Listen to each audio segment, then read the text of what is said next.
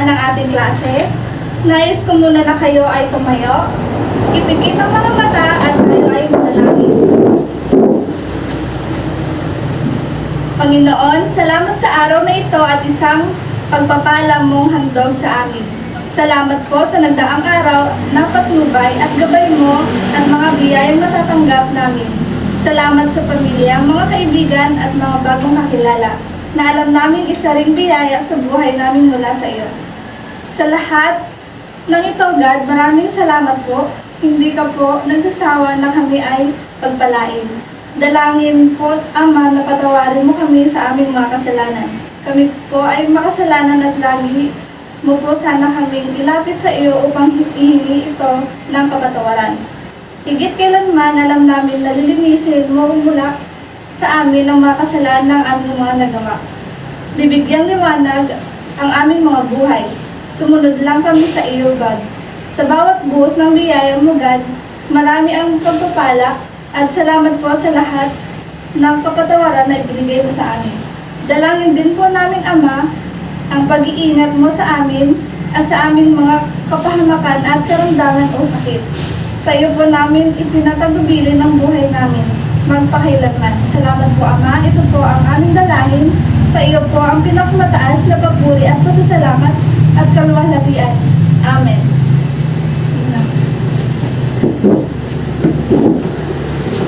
Good morning, class. Good morning, teacher. So, is there any absent for today? None, teacher. We all present. Very good. So, checking of assignments. So, bring out your assignments and I'm going to check in. So, ito yung mga assignments ninyo. So, iti-check ko ito.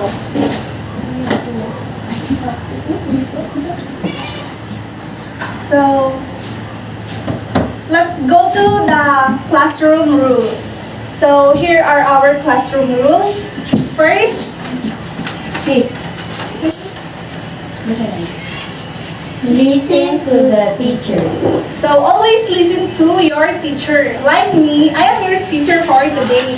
So next, Sit nicely in your chair. so sit nicely in your chair and avoid doing any things that you may distract. So next, Do your best work. so do your best work. Next is, Raise your hand to talk. okay, for the participation, you may raise your right hand to answer.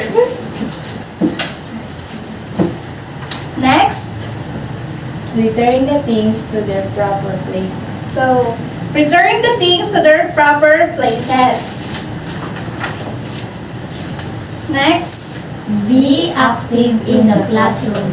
so be active in the classroom. Be kind to your classmates. So be kind to your classmates.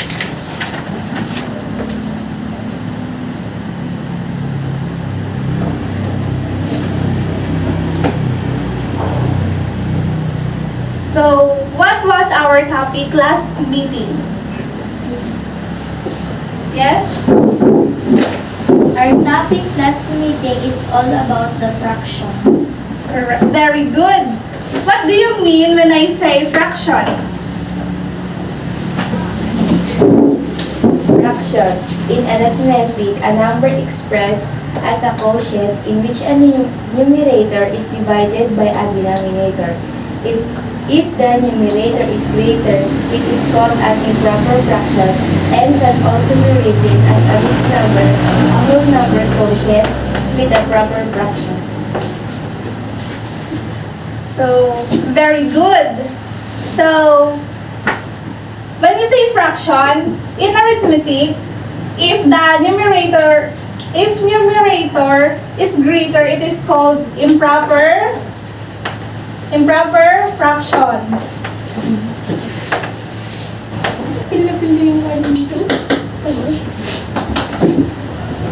So, if the numerator is greater, it is called improper fraction and can also be written as a mixed number or a whole number quotient with a proper fraction. So, fractions are used in calculating probability. They are used to attribute a numerical value to the likelihood of the occurrence of an event. So a fraction is called a proper fraction.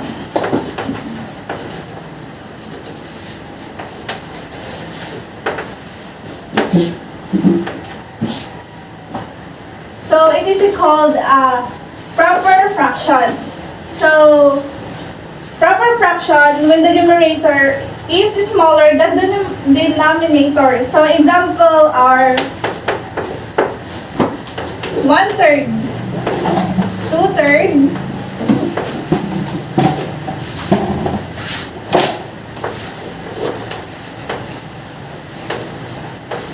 so here's the example and etc. So what can you read this? 1/3. 2. Again, for example, 1/3, 2/3, 3/4, 5/9, and etc. Okay. First is 1/3. next. 2/3. 3/4. 5/9. So very good. So now you know how to read this following example on the board. So what is the purpose of our lesson? Anyone? Riani, please stand. Fractions are important because they tell you what portion of a whole you need. Half or one fractions are used in baking to tell how much of an ingredient to use. Fractions are used telling time. Each minute is a fraction of the hour. So, very well said. So, give her a yes, yes clap. Stand. Yes, yes clap. 1, 2, 3, go. Yes, yes clap. So, very good. You can now sit. So fractions are important.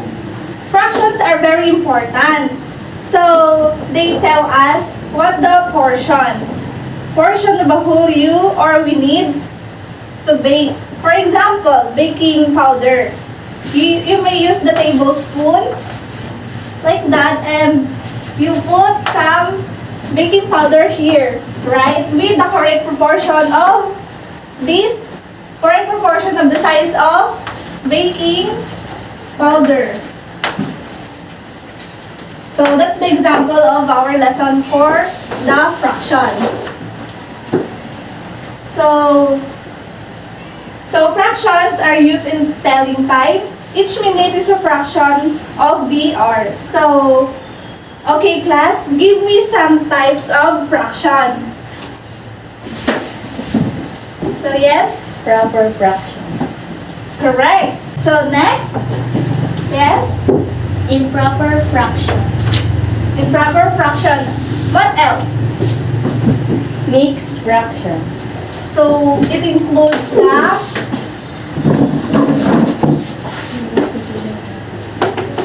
mixed fractions.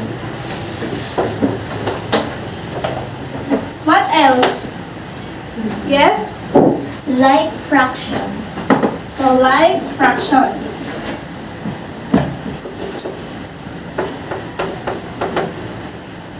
What else? Unlike fractions. And the last? Equivalent fractions.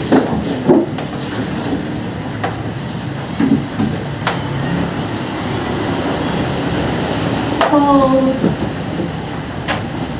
you shared some kind of the fraction. Can you both read this? Improper fraction. Proper fraction. Mixed fraction. Like fraction. Unlike fraction. Equivalent fraction. So this is the example or the kind of fractions. So very good, kids.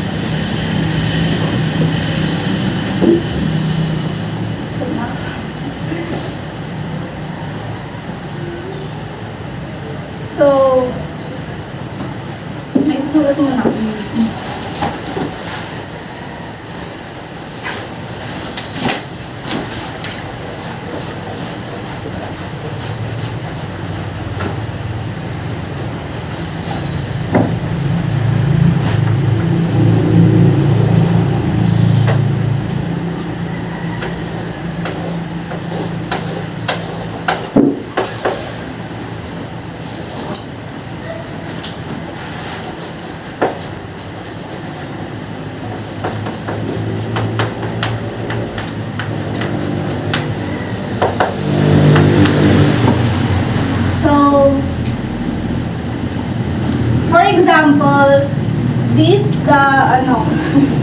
For example, the answer is 1/2 because it is 1 and this is the half. This is the whole and this is the half. Yan yung na-shade. So next,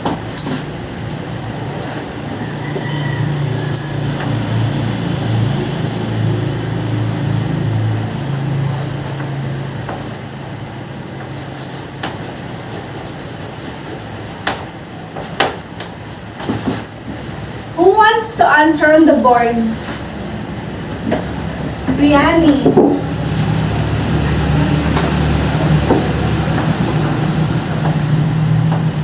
So, very good. Now explain why it is 1/5 the correct answer of this image drawing. So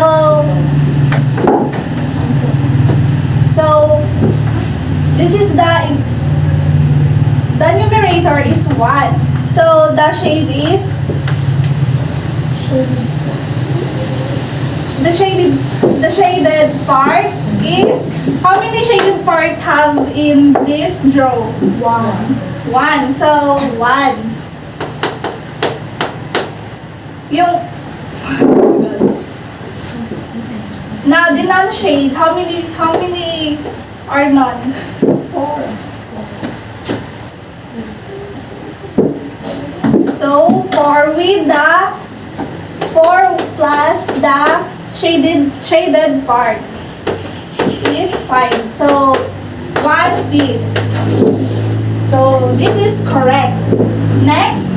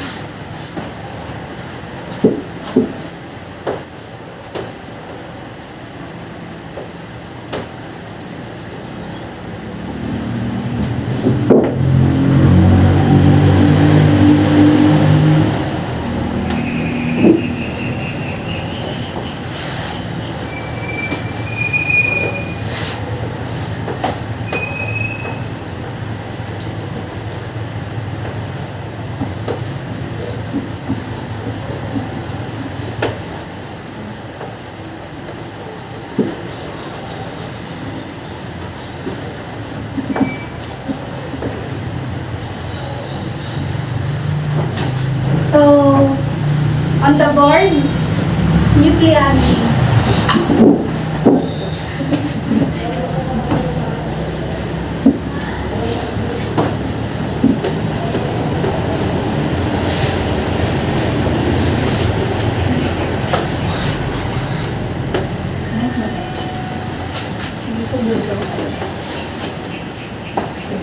Next.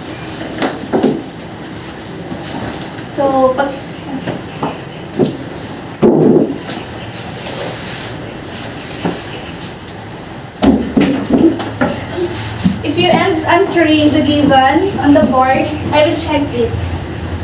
So, who wants to answer this? Yeah.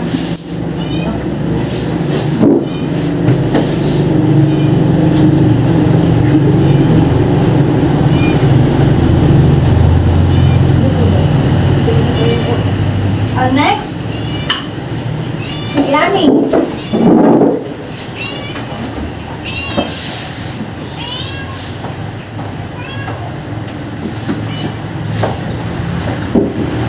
So, the shaded part, how many shaded part here? One. And how many slices? How many slices? The pizza. Let's start one. 1, 2, 3, 4, 5, 6, 7, 8. So, 8. Correct. Next is 1/3. Correct. 1/6. Correct. 1/4. Correct. Correct. And correct. So, all of you are correct. So, just like the fractions have equivalent fractions, decimals also have equivalent fractions. It's important to know how decimals are turned into fractions because this help us later on. We need to return or turn the decimals and fractions into percentages.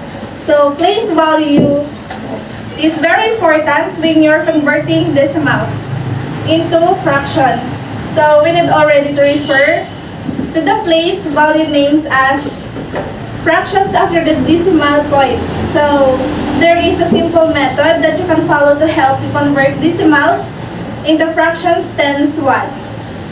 So for example,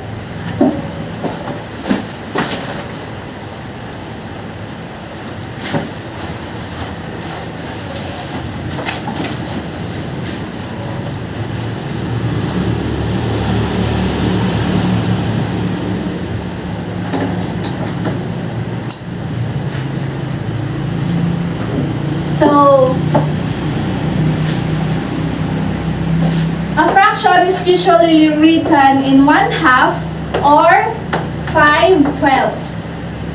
So, or 7/18 and so on. So, it is divided into a numerator and denominator.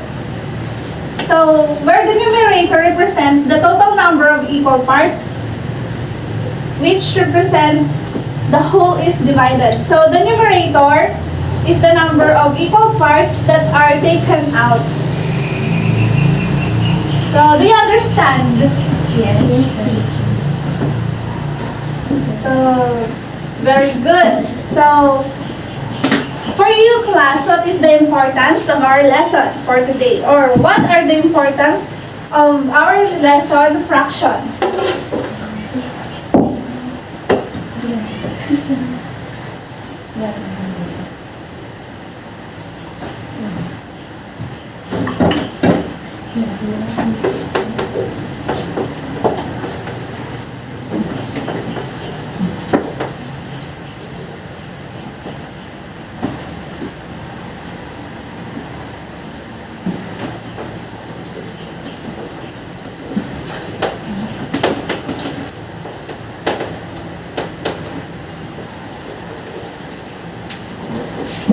So, please read. To know the proper and correct portion of a number. So, that's correct. So, to know the proper and correct portion of a number. So, okay, class. Ito sa class.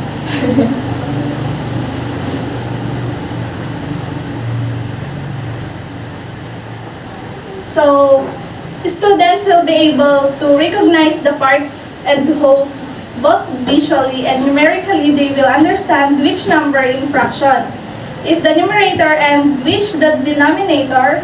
They will be able to identify which values are greater than or lesser than. So, we have assignment.